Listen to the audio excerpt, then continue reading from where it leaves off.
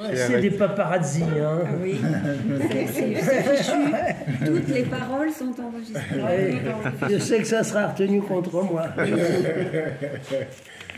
Aïe, aïe, aïe. Bon, bah écoutez, on va écouter les comptes rendus des deux équipes. Hein. Puis je vais noter, et puis avec ça, j'espère que j'arriverai à vous dire aussi des petites choses. Je vais prendre un petit paf. Merci. Voilà, allez, qui commence?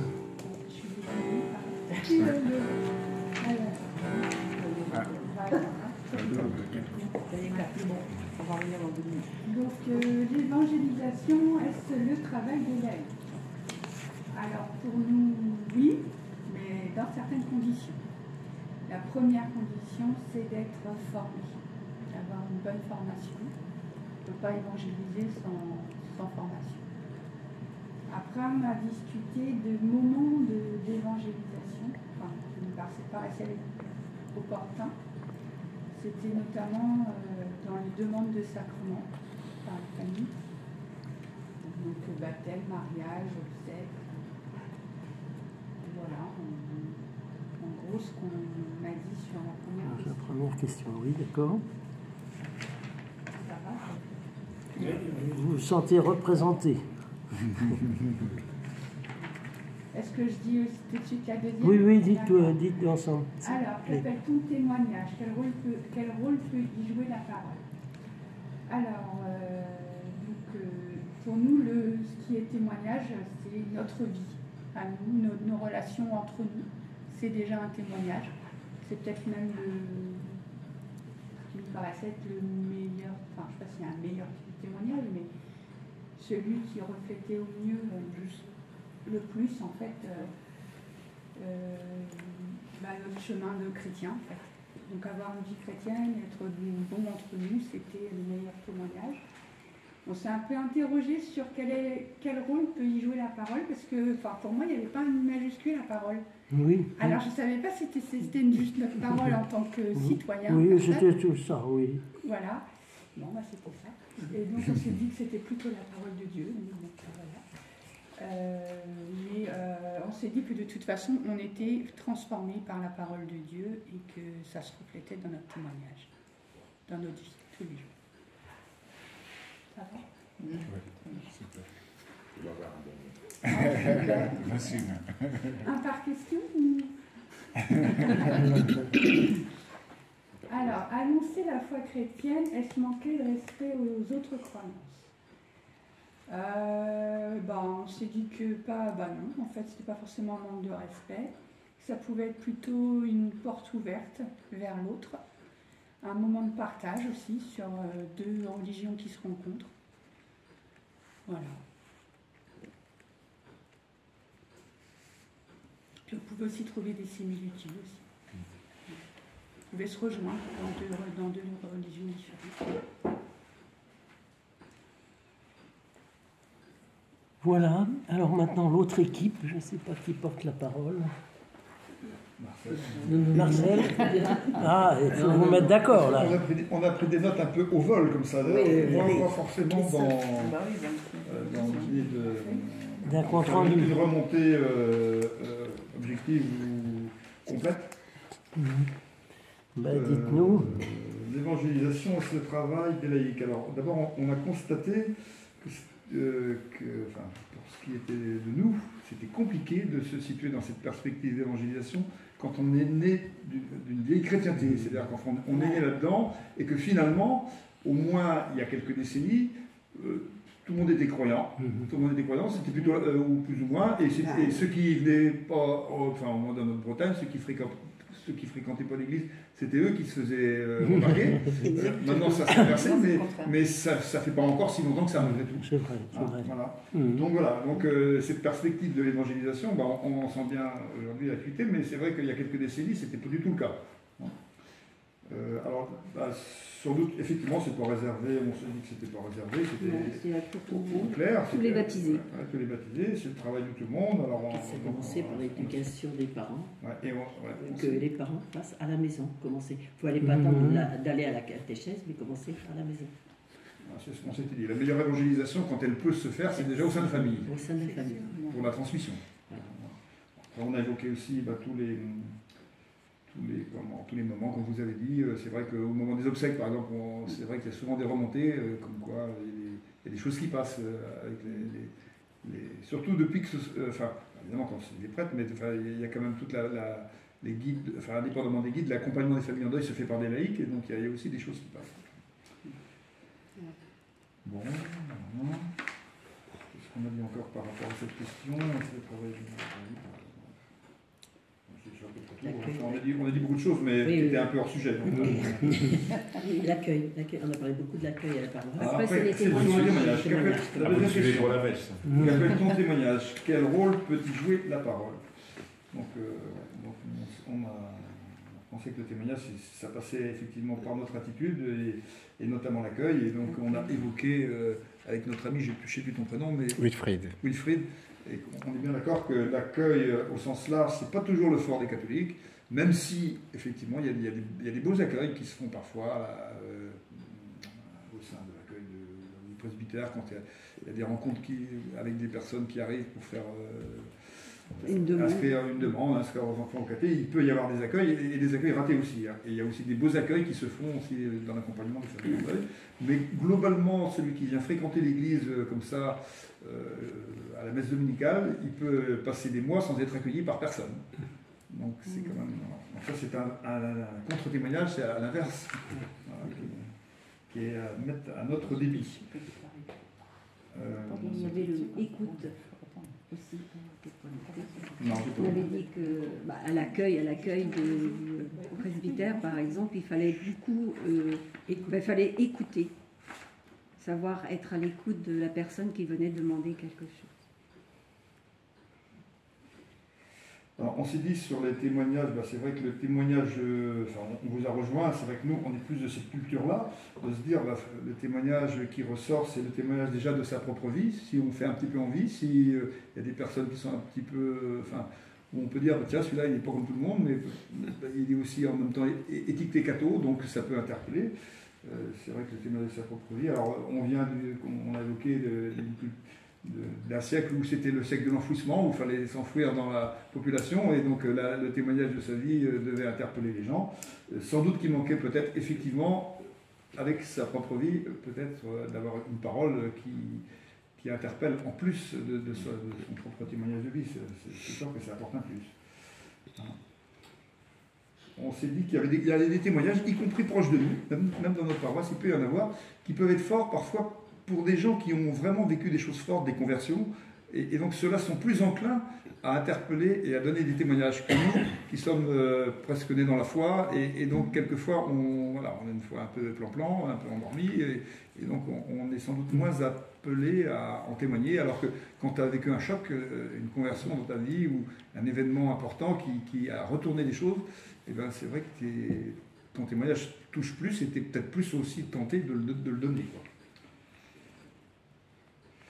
Alors par rapport à la parole, moi c'est moi qui ai mis ça, donc ça n'engage que moi, mais je trouve que c'est important,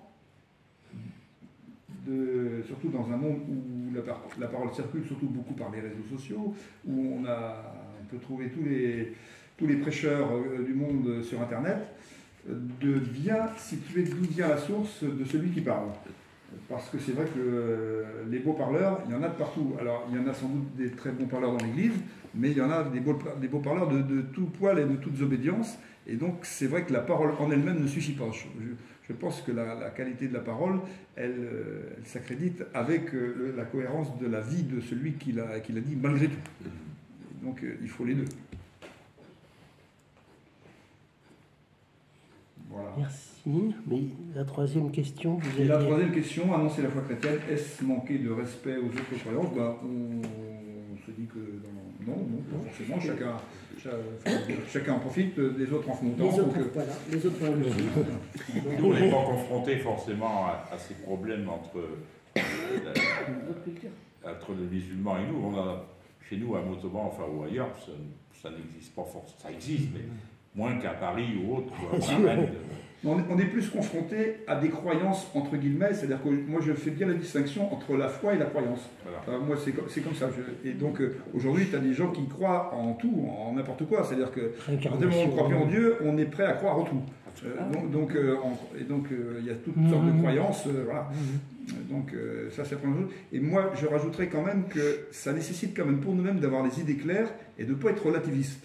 C'est-à-dire que moi je suis convaincu, et notamment je disais ça par rapport à l'islam, que j'ai essayé de dire des choses et d'étudier un peu, je suis convaincu que l'islam et le christianisme ne sont pas à mettre au même plan en disant voilà, ça se vaut, tout est bien, et puis chacun est libre. Donc moi quand je m'adresse à un musulman, en arrière-pensée dans ma tête, je sais que c'est le Christ qui est la vérité et la vie, et que autant comme le Christ a été, je disais ça, le prince de la paix, Mohamed a été le roi de la guerre. Donc c'est pas les mêmes fondateurs. Et donc il faut quand même avoir ça quand on discute avec les autres en arrière-pensée. C'est-à-dire voilà, on n'est pas... Bien, ben écoutez, vous me donnez un beau terrain pour qu'on dialogue. Dans la première question, j'ai bien apprécié la remarque disant que si les chrétiens faisaient de l'évangélisation, ben, il ne fallait pas les laisser sans formation. Ça, je crois que c'est très vrai, et que d'ailleurs, c'est en se formant non seulement qu'on prendra de l'assurance, mais aussi qu'on va découvrir mieux sa propre foi, forcément. Et je pense que c'est... Vous voyez, vous disiez, il y a 100 ans, évidemment, chacun vivait un peu chez soi, quoi. Les musulmans étaient dans les pays musulmans, les catholiques étaient entre eux, etc. Je me demande si le Seigneur n'a pas voulu ce grand brassage du XXe siècle pour justement, en nous enlevant nos remparts protecteurs, pour nous amener à partager notre foi et pour ça, à mieux la connaître aussi. Parce qu'avouez qu'on peut fonctionner sur un minimum, tandis que là, on se rend compte qu'on n'est pas bon, quoi. Parce que on est provoqué quand même par ces gens qui nous disent Dieu ne peut pas avoir de fils, c'est un scandale de soutenir que Dieu puisse avoir un fils, ça voudrait dire qu'il est marié, qu'il a des enfants, enfin... On peut répondre à ça facilement, mais malgré tout, ça nous oblige à scruter davantage notre dépôt. Et je crois que c'est vraiment l'heure ou jamais de sérieusement se dire moi je veux savoir un peu mieux ce à quoi je crois, quoi. Et donc la formation est certainement un élément. Il faut que vous embêtiez le père pour l'obliger à vous donner tout ça quand ça sera possible. Le moment de l'évangélisation qui vient avec la demande des sacrements, c'est certain. Mais vous savez comme moi que la demande de sacrements, en général, elle est en baisse.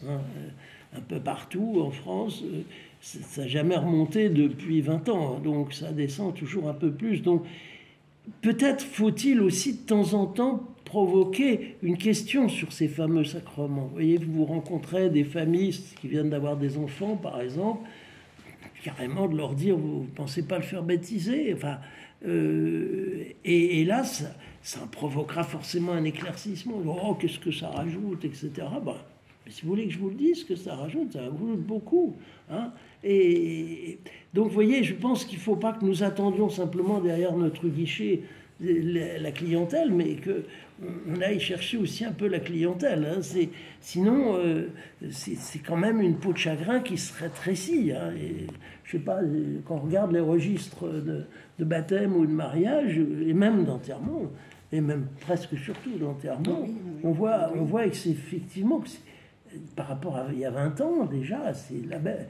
Donc si on attend qu'il n'y ait plus... Donc il faut je crois qu'on porte la question vers ceux qui peuvent l'entendre. Et moi j'avais connu des gens qui par exemple se réunissaient à plusieurs pour parler du baptême des enfants, en disant voilà, on voudrait vous inviter plusieurs voisins à venir discuter, dire à quoi sert le baptême des enfants. Bon, bien sûr, peut-être dans un autre contexte, je ne sais pas, mais vous voyez, de se dire, on ne va pas seulement attendre qu'on nous les demande, on va les proposer. Bon, et de même, évidemment, l'idée que la famille soit le premier lieu de l'évangélisation, on peut être que d'accord, mais vous vous rendez bien compte qu'aujourd'hui, la famille à elle seule ne peut pas tout faire. Moi, je redis ça sans cesse aux parents, mais même des parents vraiment qui ont la foi, qui veulent tout pour leurs enfants. Inévitablement, ils vont passer un temps considérable devant leurs écrans, ils vont avoir des camarades qui leur diront d'autres choses, etc. Donc, je crois que c'est là que la place des mouvements de jeunes, scoutisme ou autre, je ne sais pas du tout ce qui existe chez vous, mais je peux presque dire que quand l'influence des parents n'est pas relayée par un mouvement de jeunes, c'est très rare que des enfants autour de 15, 16, 17 ans ne lâchent pas. Enfin, je trouverais peut-être un peu pessimiste, c'est peut-être de contre-exemple, et je serais plutôt content que ça existe, mais vous voyez, on ne peut pas compter à l'heure actuelle. Parce que dites-vous que le temps passé en dehors de l'influence familiale est beaucoup plus grand, à la limite, que celui qui est passé dans la famille. Hein. C'est donc, et c'est pas l'Église qui peut faire l'équivalent, parce que le temps passé à l'Église aussi est extrêmement court dans les meilleurs cas. Le sermon du dimanche, ça ne fera pas le poids par rapport à tout ce qu'ils voient ou ils entendent par ailleurs.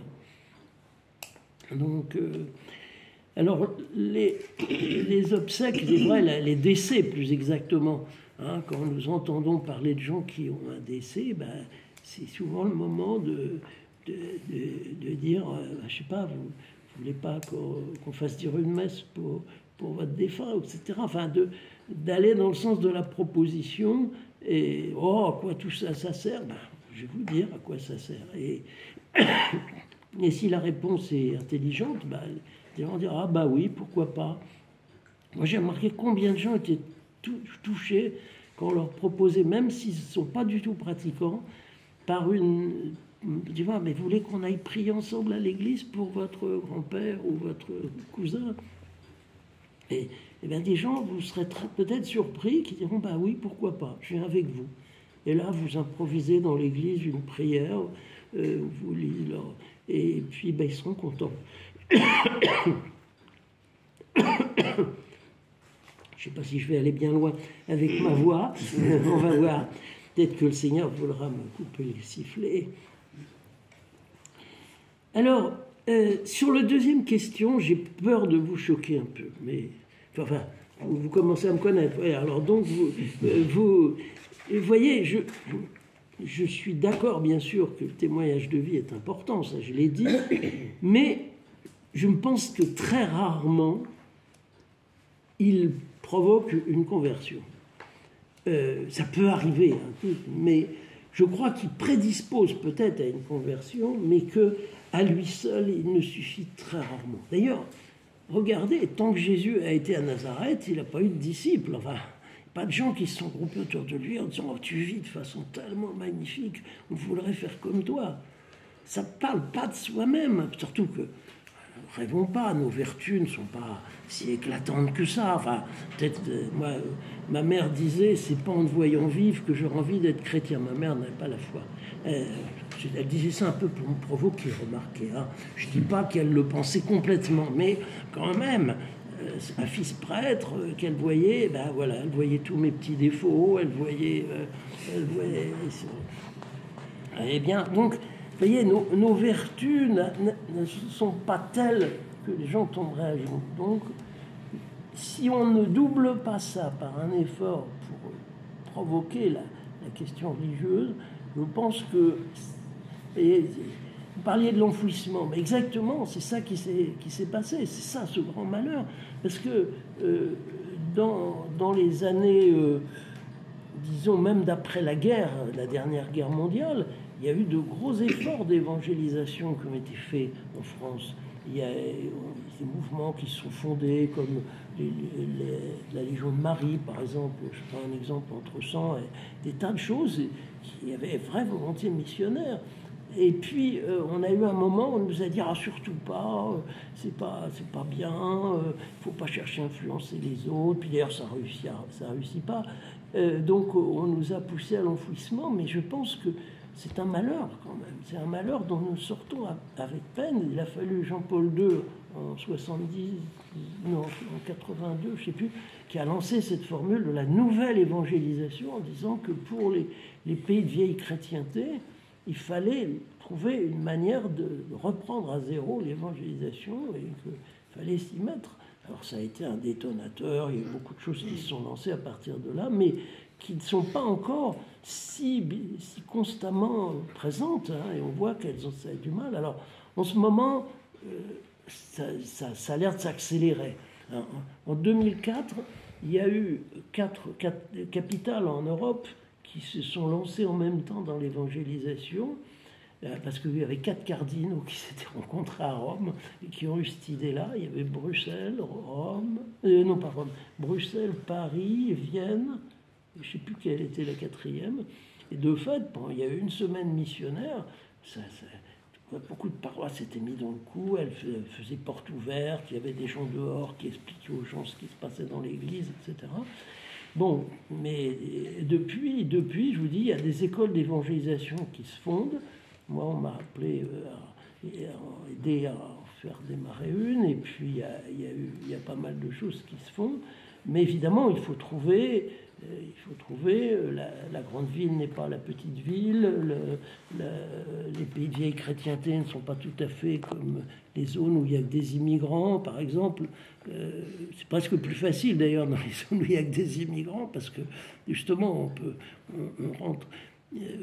Moi je fais de l'évangélisation à Sarcelles où il y a beaucoup de gens de toutes les races possibles et imaginables, mais presque tout le monde croit en Dieu. C'est pas la question de Dieu, c'est la question du Christ ou de l'Église, mais c'est très très curieux. Un athée est rarissime à Sarcelles. mais enfin, il reste beaucoup de travail, parce qu'il ne suffit pas de croire en Dieu, comme dit l'épître de Saint Jacques. Même les démons croient en Dieu, ça n'a pas l'air de les aider beaucoup. Bon. Donc, bon, alors l'importance de l'accueil, bien sûr, je ne saurais que dire, et que c'est essentiel, parce qu'il y a le problème que les gens qui commencent à chercher Dieu, ils vont pousser la porte une fois ou l'autre de l'église, parfois sans avoir prévenu qu'ils arrivaient, et c'est sûr que qu'est-ce qu'ils verront ? Il faut bien sûr que la liturgie soit belle, que les chants soient beaux, que les gens soient souriants, qu'on leur propose peut-être de participer, enfin au moins d'avoir un échange avec eux, tout ça bien sûr. Mais si jamais il y avait un petit mouvement d'évangélisation qui réussissait, c'est sûr qu'il faut penser au deuxième échelon et à la première rencontre. Et ensuite, on leur dit, venez, voyez. Alors, qu'est-ce qu'ils vont voir ? Il faut essayer de se dire, il faut essayer que ce qu'on peut leur proposer soit de nature. Mais évidemment, on ne prévoira jamais, ça arrivera le jour où on ne l'a pas prévu.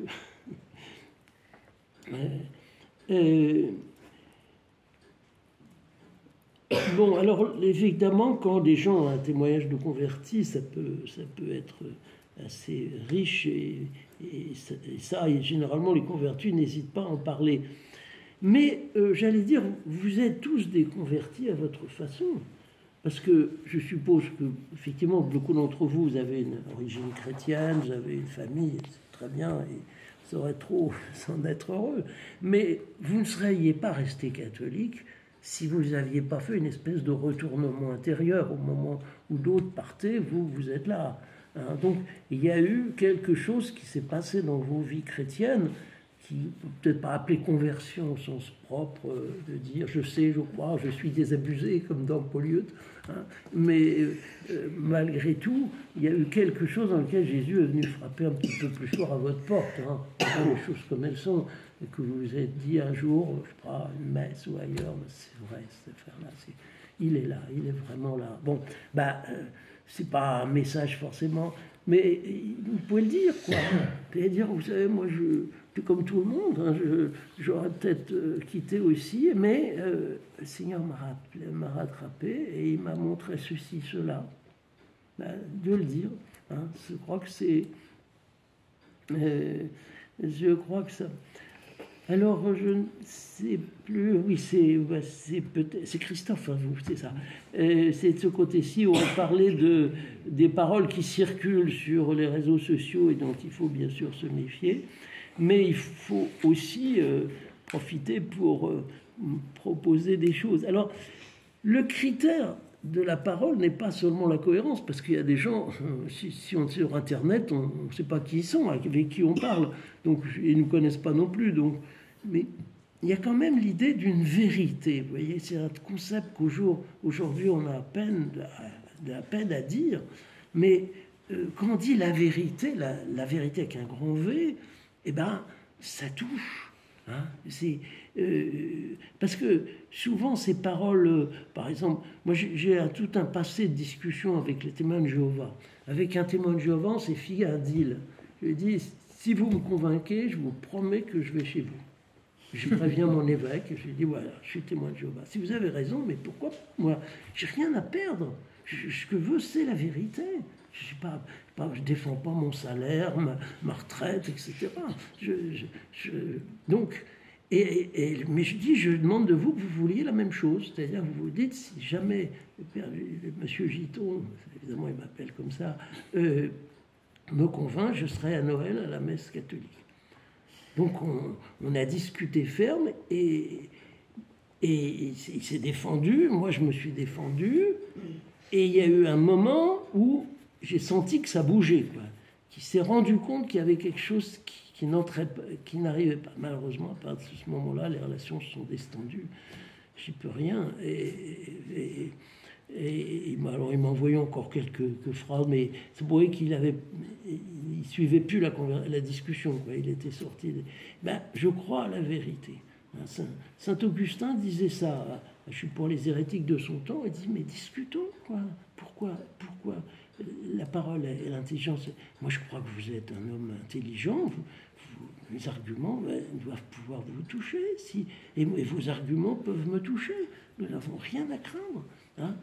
Cette difficulté d'argumenter aujourd'hui, vous voyez, ce qui est arrivé avec les caricatures de Mahomet, là, des gens qui en ont assez de l'islam, au lieu de vouloir discuter avec des musulmans pour leur montrer que c'est pas beaucoup de fondement dans leurs croyances, eh ben, ils injurient. C'est pas du tout ce qu'il faut faire. Moi, je suis tout à fait désapprouvé qu'on fasse des caricatures sur Mahomet. D'abord parce que si on en faisait sur Jésus, ça ne me ferait pas tellement plaisir non plus. Mais surtout, pourquoi ne pas... Ça n'en manque pas. Oui. Il y en a eu quelques-unes. Ah oui, bien sûr, oui. Eh bien, discutons et ayons certaines fois dans la possibilité que la vérité fasse son chemin. Ne soyons pas sceptiques. Vous voyez, aujourd'hui, on a l'impression tellement que, peut-être avec les régimes totalitaires, vous savez, il y avait la vérité du Parti communiste, il y avait la vérité de tout ça, et puis c'était une vérité évolutive d'ailleurs, parce que la ligne du parti, elle changeait souvent. Et on est une espèce de scepticisme pour la possibilité d'accéder à la vérité. Mais je pense que... Alors, on ne va pas faire des débats, évidemment, impossibles, je me rends bien compte, mais de dire, mais réfléchissez quand même.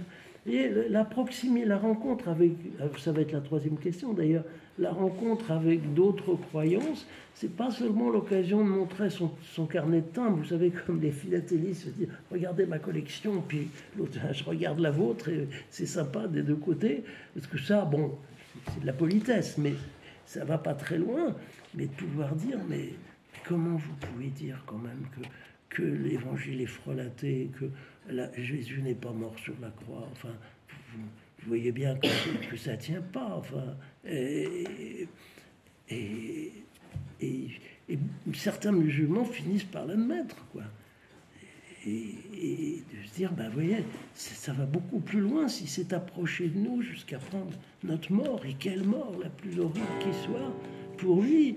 Donc, n'ayons pas peur de parler, vous voyez, souvent, je dis, on s'auto-censure beaucoup trop vite, alors que il y a des sites musulmans qui n'ont pas peur de la discussion, mais qui espèrent nous provoquer, mais répondons, quoi.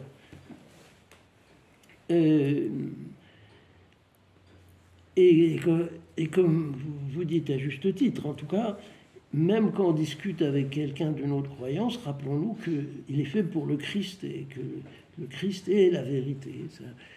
Si on perdait ça, et voyez, loin de nous amener à une position suffisante en disant moi j'ai la vérité, les autres sont des nuls, ce qui serait faux et bête, hein, mais nous rendre compte que quand j'apprécie la conversation avec quelqu'un qui a une autre croyance que la mienne et que je me dis ah, il y a quelque chose quand même, c'est pas bête ce qu'il dit, puis c'est profond. Moi. Je vous dis ce qui m'a le plus ému un jour, c'est un musulman qui me disait je ne suis pas allé à la Mecque parce que mon père en est revenu et c'était un homme tellement changé, qui est beaucoup plus profond, qui cherchait pas des petites satisfactions à l'eau de rose. Je sais que moi, quand j'irai, ça sera une transformation de ma vie.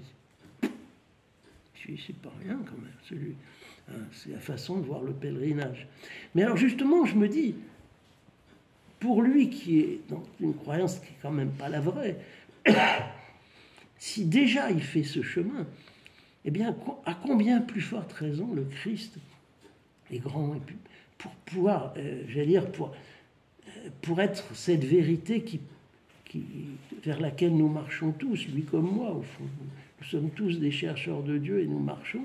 Mais si jamais il avait découvert des choses qui ont une certaine valeur, ben ça me donne encore une plus haute idée de ce qu'est le Christ, si j'ose dire.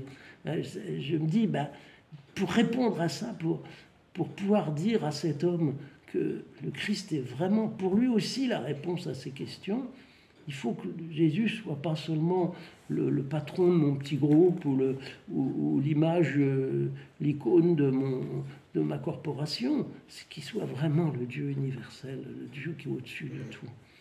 Enfin bon, donc voilà. Alors j'espère que je ne vous ai pas trop choqué, mais vous comprenez bien que je vous dis ça avec tout mon cœur et toute ma sensibilité quand même, parce que c'est très impressionnant de se trouver face à l'autre, de toute façon. Alors on voit beaucoup de gens qui font de l'évangélisation, alors ils sont arrivés, alors ils sont dans une poche, attendez, si c'est la question sur l'existence de Dieu, attendez, j'ai ça dans ma poche gauche, ah non, si c'est sur l'historicité du Christ, ah non, c'est dans mon portefeuille, etc. Comment ils peuvent toucher les cœurs avec ça? C'est pas possible. Enfin, d'abord, il n'y a pas de réponse toute faite. Il faut s'adapter à ce que les gens disent, sinon c'est idiot. C'est ça, c'est le vice des témoins de Jéhovah. Vous leur donnez une réponse et ils vous ressortent exactement la même chose après parce qu'ils l'ont appris par cœur. Alors ils vous ressortent le truc. Hein, et alors ne soyons pas pareils, nous, et soyons... Pour ça, il faut que nous habitions cette parole. Alors comme vous disiez très justement, nous soyons transformés par la parole et qu'elle nous habite et que, à la limite, elle passe à travers nous, ce qui serait l'idéal, évidemment. Parce que quand il y a parfois des paroles qu'on se trouve à dire, je suis un peu charismatique sur les bords, hein, mais quelquefois, je me suis vu dire des choses, je me suis dit, où t'as trouvé ça, enfin, tu n'as pas appris ça dans tes études, pourquoi tu as sorti ça? Mais c'est vrai, au fond, ce que j'ai dit là. Eh bien, souvent, le Saint-Esprit nous inspire quand nous sommes dans cette situation de devoir rendre compte de notre foi devant des gens qui nous disent des choses contraires, de dire des choses étonnantes que le Seigneur aura provoquées, parce que nous nous serons mis dans les conditions pour que ça arrive. Bon, écoutez, je sais pas. Bon. Si vous avez des questions. Oui, s'il y a encore des questions, moi je réponds volontiers. Non, j'écoute. Je vous ai mis avec le questionnaire, vous avez vu 2 textes, le texte de Saint Paul aux Romains, et puis le Code de droit canon, hein, qui est impressionnant, de 83, parce que comme tous les fidèles, ils sont chargés par Dieu de l'apostolat en vertu du baptême et de la confirmation, les laïcs sont tenus par l'obligation générale et jouissent du droit, individuellement ou groupés en association, de travailler à ce que le message divin du salut soit connu et reçu de tous les hommes et par toute la terre. Cette obligation est encore plus pressante, alors que ce n'est que par eux que les hommes peuvent entendre l'Évangile et connaître le Christ. c'est un peu la situation qui va être celle de la France bientôt, avec la raréfaction des prêtres, si elle continue. C'est-à-dire qu'en fait, il y a des cas, qui diront, écoutez, vous en parlera monsieur le curé, bon, on ne pourra pas faire ça, quoi. Donc il faut que quand on est en première ligne, on agit comme étant en première ligne. C'est moi qui vais faire la percée. Sur le Troufion qui m'ont dit il n'y a plus de colonel, il n'y a plus de capitaine, il n'y a plus de lieutenant. Il faut commander le plus ancien dans le grade le plus élevé, commande la manœuvre. C'est à peu près ça que nous dit le code de droit canon. Bon, si vous avez d'autres questions, vous pouvez les poser. Je l'imagine, puis Wilfried, on a discuté un peu là, dans le partage. En fait, l'évangélisation telle que vous la défendez, vous la prenez, elle est pas forcément connectée à une obligation de résultat. Oui. Voilà. Donc, bien sûr. Voilà. Mais à contrario, donc, par exemple, alors c'est pas le même type d'évangélisation, mais on vient de canoniser Charles de Foucault, qui, à la connaissance de tout le monde, n'a fait aucun converti parmi ses mais c'est pas faute de l'avoir désiré et d'avoir prié pour ça. Et de fait, il a eu indirectement, vous savez, une certaine postérité quand même, avec des musulmans qui se sont convertis après. Mais c'est vrai que sa souffrance, ça a été l'apparent échec de sa mission. Mais de fait, il y a eu... Mais il ne faut pas cultiver non plus la mystique de l'échec. Si on peut réussir, on n'est pas contre. Et ça ferait tellement... Ça serait une telle joie. Vous savez, moi, à chaque fois que j'ai vu une conversion, je vais vous en raconter une après. Mais on a l'impression d'un renouveau, on a l'impression de quelque chose comme un matin de Pâques. On se dit, mais c'est vrai, le christianisme est tellement beau quand il est reçu par quelqu'un qui, d'un coup, ça illumine sa vie et ça l'éclaire. Enfin, oui, c'était une histoire... chaque année, en ce temps-là, avec d'autres, on faisait un voyage tantôt en Italie, tantôt en Espagne, en voyant des villes d'art, mais aussi en proposant un programme.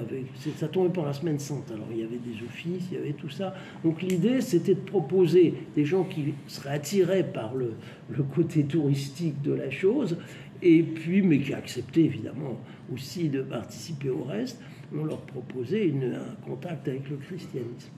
Alors ça avait eu lieu, on était allé en Italie, on était passé à Assise, on avait vu des tas de belles choses, et dans le train, je rencontre un grand garçon, et je lui dis, alors ça va, ça t'a plu? Il dit, oui, mais...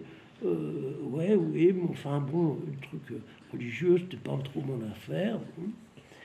Et puis, quelques semaines après, je rencontre un de ses camarades, il était à l'école normale supérieure. Et il avait, à l'époque, il s'était interne dans l'école, donc il avait un de ses camarades qui habitait une chambre pas loin de la sienne. Je dis, t'as revu X là-bas, tu ne pourrais pas essayer de continuer un petit peu, c'est quand même poser des questions pendant ce voyage. Peut-être que ça pourrait aller un peu plus loin. Tu pourrais lui proposer, par exemple, on va aller à Chartres bientôt, de venir avec nous à Chartres. Puis bon, je lui dis ça, et quelques jours après, j'étais le soir dans la petite chapelle qui était au presbytère où j'étais à l'époque, c'était à Saint-Louis-d'Antin. J'entends le téléphone qui sonne de façon insistante. Je dis, qu'est-ce qui se passe? Alors je finis par prendre le téléphone et je ne comprends pas tout de suite parce que j'ai les deux garçons en même temps qui étaient tous les deux en larmes et qui m'appellent. Alors celui qui était déjà catholique et qui était un peu missionnaire me dit, ça a marché. Je lui dis, quoi? Explique-moi. Oui, je toujours passe Eric. Alors Eric pleurait trop pour me parler.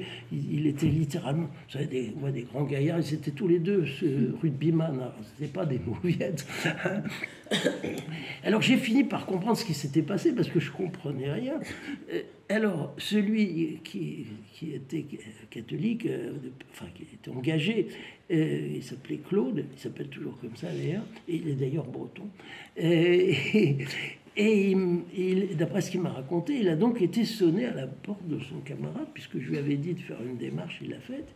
Il lui a parlé de pèlerinage Chartres. Alors l'autre, écoute, tu m'embêtes, j'ai été avec vous à Rome, c'est très bien, je suis content, j'ai vu des belles choses, mais pas toujours dans des trucs cathos, c'est pas mon truc. Hein, dis-toi ça. Bon, alors l'autre, il revient dans sa chambre. Il dit, bon, ben c'était un coup perdu, quoi. Et puis, il n'y a pas 5 minutes qu'il est dans sa chambre, l'autre vient frapper et lui dit, tu sais, bon, j'ai pas été gentil tout à l'heure, bah, allez, parle-moi de ton truc. Alors, elle dit, bah, tu sais, Chartres, Sainte Vierge, je crois qu'elle est belle, la Sainte Vierge, etc.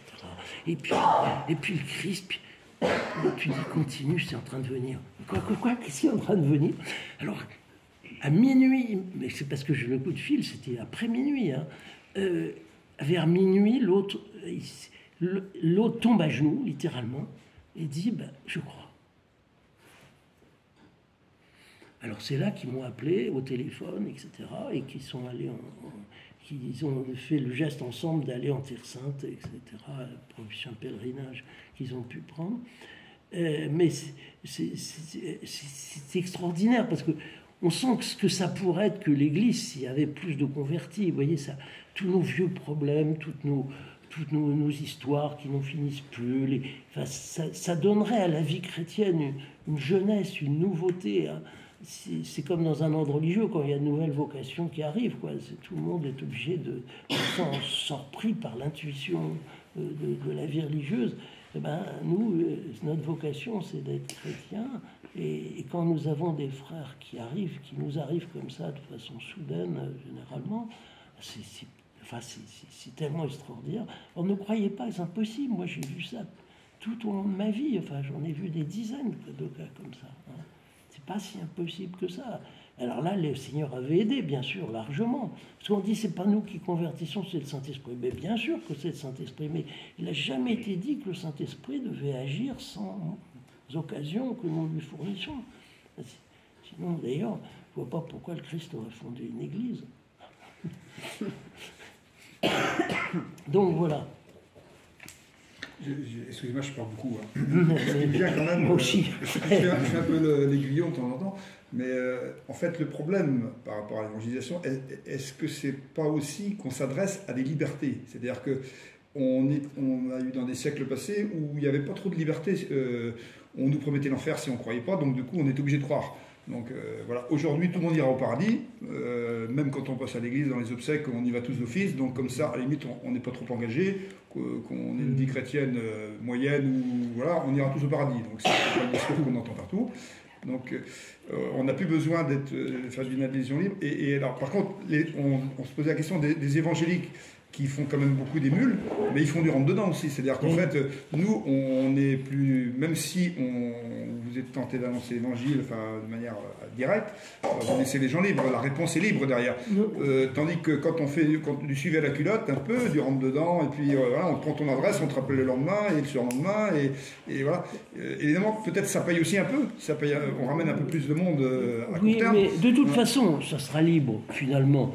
Dans notre monde, si quelqu'un ne veut pas, il dira très bien qu'il ne veut pas. Et au bout d'un certain temps, même s'il a su le moment peut-être céder à certaines pressions, il sera tout à fait capable de renverser ces pressions. Donc en fait, je crois que, bien sûr, il n'est pas souhaitable de prendre des manières trop brutales. Moi, ce n'est pas du tout mon genre. Mais malgré tout, d'y mettre une certaine force,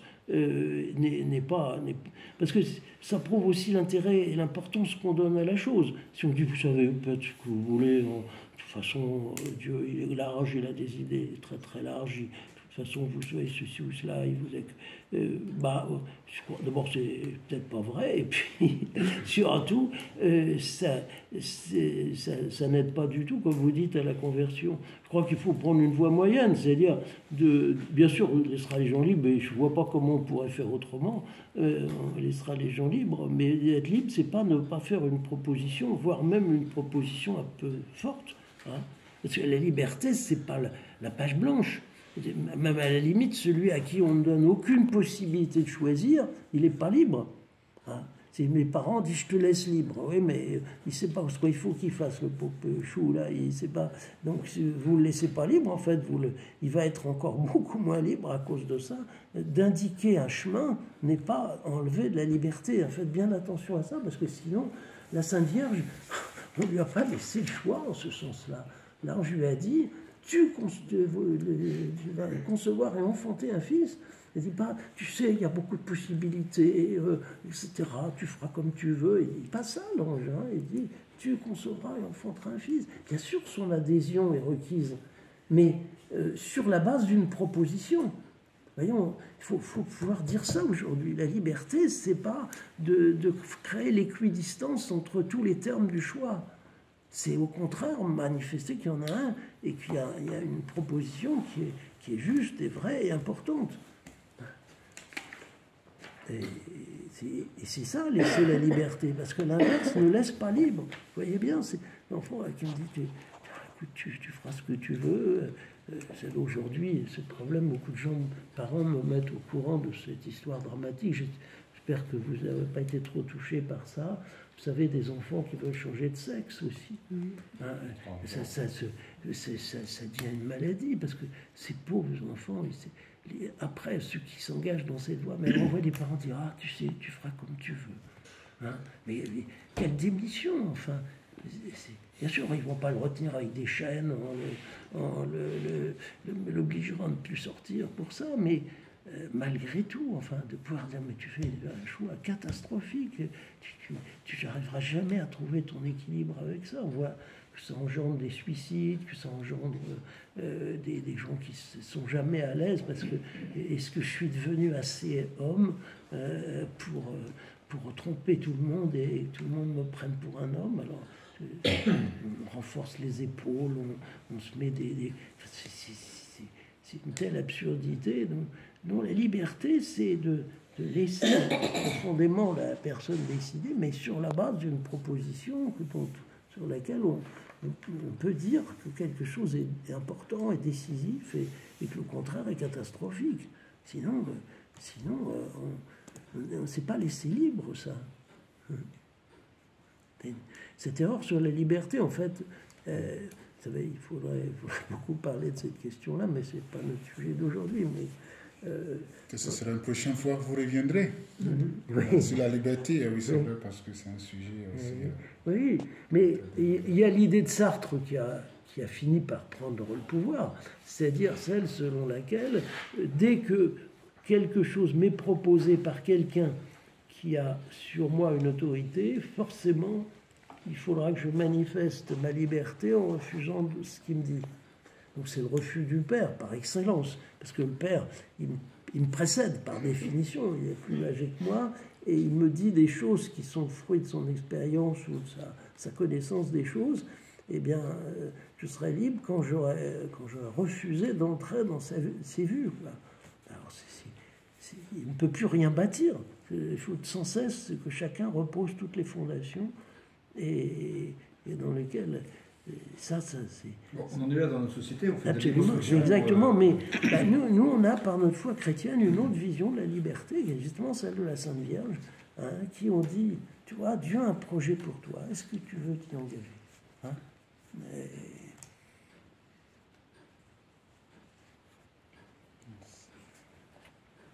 D'autres questions?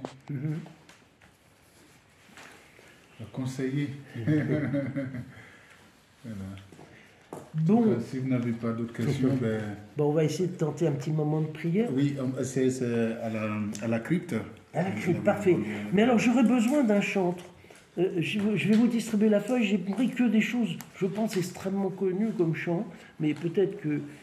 Et j'ai en plus un petit carnet avec les paroles. Donc, vous voyez, il y a 4 textes, dont 3 sont bibliques. Un, c'est de Sainte Thérèse. Et puis après, il y a un chant.